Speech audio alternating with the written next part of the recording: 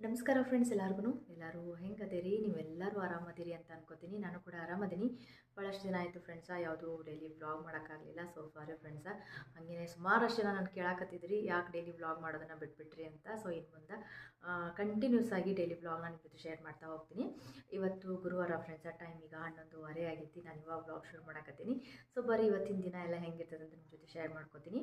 ಹಂಗನ ನಾನು ಇವತ್ತು ದುರ್ಗಾದೇವಿ ದೇವಸ್ಥಾನಕ್ಕೆ ಹೊಂಟೀನಿ ಬೆಳಗಾವ್ಗೆ.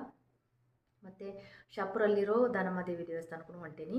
ಹಾಗೆಯೇ ಇವತ್ತು ರಾಯರ ವಾರ ಫ್ರೆಂಡ್ಸ, ರಾಘವೇಂದ್ರ ಸ್ವಾಮಿ ದೇವಸ್ಥಾನ ಕೂಡ ಹೊಂಟಿದ್ದೀನಿ. ಸೊ ಎಲ್ಲ ದೇವಸ್ಥಾನಗಳನ್ನು ಕೂಡ ನಿಮ್ಮ ಜೊತೆ ನಾನು ಶೇರ್ ಮಾಡ್ಕೋತೀನಂತ, ಹಾಗೆ ಯಾರೆಲ್ಲ ಹೊಂಟಿದ್ದೇವೆ ಅಂತ ಕೂಡ ಹೇಳ್ತೀನಿ. ನೋಡಿರಿ ಫ್ರೆಂಡ್ಸ, ನಾವೀಗ ಬಸ್ ಸ್ಟಾಪಿಗೆ ಬಂದಿದ್ದೇವೆ. ಟೈಮ್ ಈಗ ಆಲ್ರೆಡಿ 1 ಗಂಟೆ ಆಗೈತಿ. ಇವಾಗ ಹೊಂಟಿದ್ದೇವೆ ನಾವು ದೇವಸ್ಥಾನಕ್ಕೆ. ನನ್ನ ಪಕ್ಕದಲ್ಲಿರೋರು ನಮ್ಮ ಆಂಟಿ ಫ್ರೆಂಡ್ಸ. ಆಂಟಿ ಅಂತಂದ್ರೆ ನಮ್ಮ ಅತ್ತಿಯವರ ತಂಗಿಯವರು. ಆ್ಯಕ್ಚುಲಿ ನನಗೆ ಅವರು ಸಣ್ಣ ಅತ್ತಿ ಆಗಬೇಕು, ಬಟ್ ಆದರೂ ನಾನು ಅವ್ರ ಮುಂಚೆಯಿಂದನೂ ಆಂಟಿ ಅಂತಲೇ ಕರಿತೇನೆ. ಸೊ ಆ ಕಡೆ ಇರೋರು ನಮ್ಮ ಆಂಟಿ. ಸೊ ನಾವು 4 ಜನನೂ ಹೊಂಟಿದ್ದೇವೆ. ಸೊ ಬರ್ರಿ ಫಸ್ಟು ದುರ್ಗಾದೇವಿ ದೇವಸ್ಥಾನಕ್ಕೆ ಹೋಗಿ ದರ್ಶನ ಮಾಡ್ಕೊಂಡು ಬರೋಣಂತ. ಆಲ್ರೆಡಿ ಟೈಮ್ 1 ಗಂಟೆ ಆಗೈತಿ. ನೋಡೋಣ ಎಷ್ಟೆಲ್ಲ ದೇವಸ್ಥಾನಕ್ಕೆ ಹೋಗ್ತೀವಿ ಅಂತ. ಯಾಕಂದ್ರೆ ನಮ್ಗೆ ಬೆಳಗ್ಗೆನೇ 11 ಗಂಟೆಗೆ ಹೋಗಿದ್ರೆ ಆಲ್ಮೋಸ್ಟ್ ಆಲ್ ಎಲ್ಲ ದೇವಸ್ಥಾನಕ್ಕೂ ಹೋಗಿ ಬರ್ಬೋದಾಗಿತ್ತು. ಈಗ 1 ಗಂಟೆ ಆಗ್ಯದಲ್ಲ, ಸೊ ಹಂಗಾಗಿ ಇವಾಗ ಮೊದಲಿಗೆ ನಾವು ದುರ್ಗಾದೇವಿ ದೇವಸ್ಥಾನಕ್ಕೆ ಬಂದಿದ್ದೀವಿ.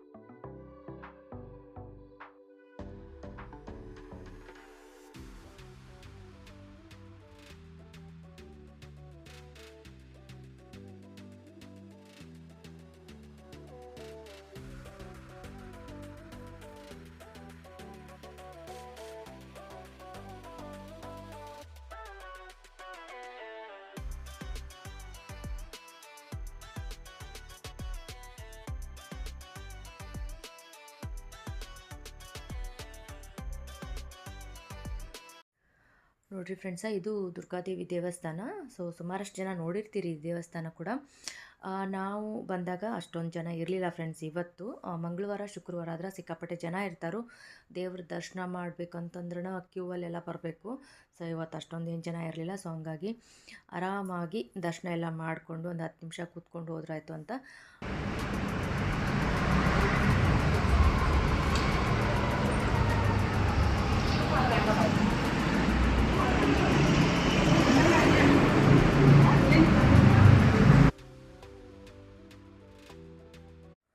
ಫ್ರೆಂಡ್ಸ, ಈ ದೇವಸ್ಥಾನದೊಳಗೆ ಫೋಟೋ ತೆಗಿಯೋದಕ್ಕಾಗಲಿ ವಿಡಿಯೋ ಮಾಡೋದಕ್ಕಾಗಲಿ ಪರ್ಮಿಷನ್ ಇಲ್ಲ.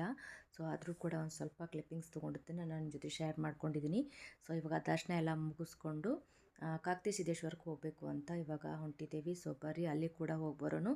ಆಲ್ರೆಡಿ ನಾನು ನಿಮಗೆ ಸುಮಾರು ಸತಿ ವ್ಲಾಗಲ್ಲಿ ಕಾಕತಿ ಸಿದ್ದೇಶ್ವರಕ್ಕೆ ಹೋಗಿರೋದನ್ನು ನನ್ನ ಜೊತೆ ಶೇರ್ ಮಾಡ್ಕೊಂಡಿದ್ದೀನಿ. ಸೊ ಇವತ್ತು ಕೂಡ ಕಾಕತಿ ಸಿದ್ದೇಶ್ವರಕ್ಕೆ ಹೋಗಿ ಬರಬೇಕು ಅಂದ್ಕೊಂಡಿದ್ದೀವಿ. ಸೊ ನೋಡೋಣ, ಟೈಮ್ ಆಲ್ರೆಡಿ 2 ಗಂಟೆ ಆಗೈತಿ. ಹೋಗಿ ಬರೋದು ಎಷ್ಟೊತ್ತಾಗುತ್ತೋ ಗೊತ್ತಿಲ್ಲ. ಸೊ ಬರ್ರಿ ಹೋಗೋಣಂತ.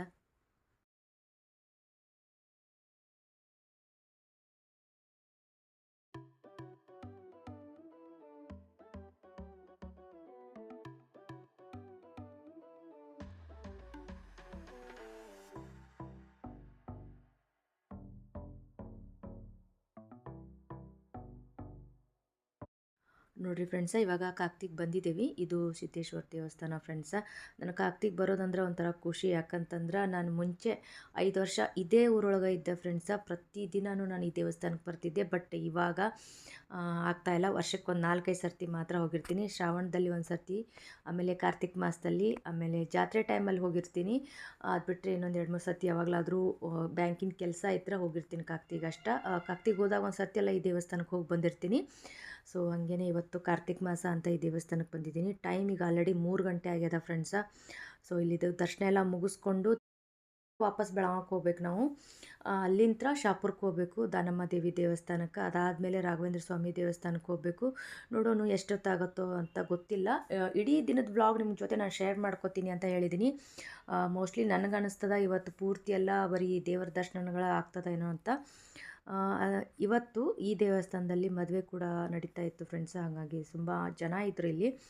ಸೊ ಆದರೂ ಕೂಡ ದೇವಸ್ಥಾನದ ಒಳಗಡೆ ಸ್ವಲ್ಪ ರಶ್ ಕಮ್ಮಿ ಇತ್ತು. ಹಾಗಾಗಿ ದೇವಸ್ಥಾನಕ್ಕೆ ಹೋಗಿ ದರ್ಶನ ಎಲ್ಲ ಮಾಡ್ಕೋತಾ ಇದ್ದೀವಿ. ಸೊ ಬರ್ರಿ ಇನ್ನೊಂದು ಸರ್ತಿ ನಿಮಗೆ ಈ ದೇವಸ್ಥಾನ ಎಲ್ಲ ಹೆಂಗದ ಅಂತ ತೋರಿಸ್ತೇನಂತ.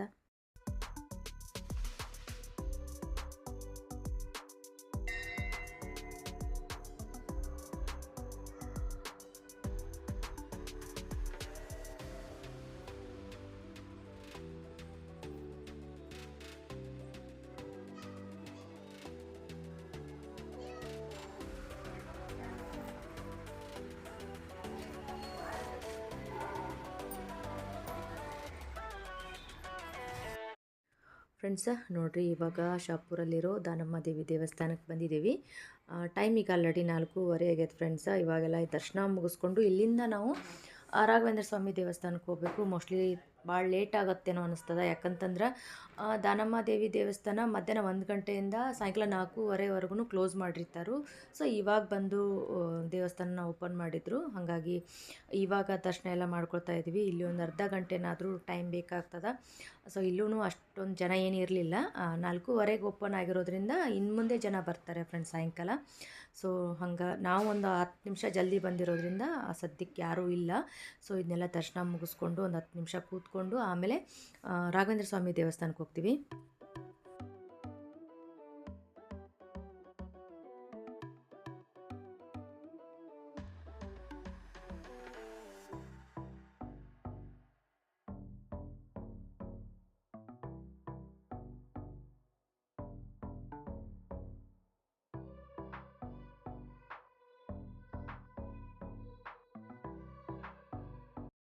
ಫ್ರೆಂಡ್ಸ್, ದಾನಮ್ಮ ದೇವಿ ದೇವಸ್ಥಾನದಿಂದ ಹತ್ತಿರದಲ್ಲೇ ಇರೋದು ರಾಘವೇಂದ್ರ ಸ್ವಾಮಿ ದೇವಸ್ಥಾನ. ಸೊ ಇವಾಗ ಇಲ್ಲಿ ಕೂಡ ಬಂದಿದ್ದೀವಿ. ಫ್ರೆಂಡ್ಸ್, ಏನಂದರೆ ಈ ದೇವಸ್ಥಾನಕ್ಕೆ ಬಂದಾಗ ಈ ದೇವಸ್ಥಾನ ಕೂಡ ಕ್ಲೋಸ್ ಆಗಿತ್ತು. ಎಷ್ಟೊತ್ತಿಗೆ ಓಪನ್ ಮಾಡ್ತಾರೋ ಅಂತಲೂ ಗೊತ್ತಿರಲಿಲ್ಲ. ಬಟ್ 10 ನಿಮಿಷಕ್ಕೆ ಅರ್ಚಕರು ಬಂದು ದೇವಸ್ಥಾನ ಎಲ್ಲ ಓಪನ್ ಮಾಡಿ ಪೂಜೆ ಮಾಡೋದಕ್ಕೆಲ್ಲ ಶುರು ಮಾಡಿದ್ರು. ತುಂಬ ಖುಷಿಯಾಯಿತು ರಾಯರನ್ನು ನೋಡಿ. ಹಾಗೆಯೇ ಇವತ್ತು ಎಲ್ಲ ದೇವಸ್ಥಾನಕ್ಕೂ ತುಂಬ ಚೆನ್ನಾಗಿ ದರ್ಶನ ಆಯಿತು ಅನ್ನೋದೊಂದು ಖುಷಿ ಫ್ರೆಂಡ್ಸ. ಸೊ ಬರ್ರಿ ನೀವು ಕೂಡ ರಾಯರ ದರ್ಶನ ಮಾಡ್ಕೊರಿ. ಹಾಗೇ ಫ್ರೆಂಡ್ಸ, ಪ್ರತಿ ಗುರುವಾರನ ನಾನು ಮನೆಯಲ್ಲಿ ದಾನಮ್ಮ ದೇವಿ ಪೂಜೆನೂ ಮಾಡ್ತೀನಿ, ಹಾಗೆ ರಾಯರ ಪೂಜೆನೂ ಮಾಡ್ತೀನಿ. ಮತ್ತು ಪ್ರತಿ ಗುರುವಾರ ನಾನು ಉಪವಾಸ ಮಾಡ್ತೀನಿ ಫ್ರೆಂಡ್ಸ. ಸೊ ಹಾಗಾಗಿ ಇವತ್ತು ಗುರುವಾರ ಎಲ್ಲರ ದೇವ್ರ ದರ್ಶನ ಮಾಡಲೇಬೇಕು ಅಂತ ದೇವಸ್ಥಾನಕ್ಕೆ ಬಂದಿದ್ವಿ. ಸೊ ಎಲ್ಲ ದೇವ್ರ ದರ್ಶನವೂ ತುಂಬ ಚೆನ್ನಾಗಾಯಿತು ಫ್ರೆಂಡ್ಸ. ಸೊ ಟೈಮ್ ಈಗ ಆಲ್ರೆಡಿ 6 ಗಂಟೆ ಆಯಿತು. ಮನೆಗೆ ಹೋಗೋ ಅಷ್ಟೊತ್ತಿಗೆ 7:30 ಆಗ್ಬೋದೇನೋ. ಸೊ ಮತ್ತೆ ವ್ಲಾಗ್ ಕಂಟಿನ್ಯೂ ಮಾಡ್ತೀನೋ ಇಲ್ಲವೋ ಗೊತ್ತಿಲ್ಲ. ಇವತ್ತಿನ ಈ ದೇವರ ದರ್ಶನದ ವ್ಲಾಗು ನಿಮ್ಗೆ ಇಷ್ಟ ಆದರೆ ಪ್ಲೀಸ್ ಒಂದು ಲೈಕ್ ಮಾಡಿರಿ ಫ್ರೆಂಡ್ಸ.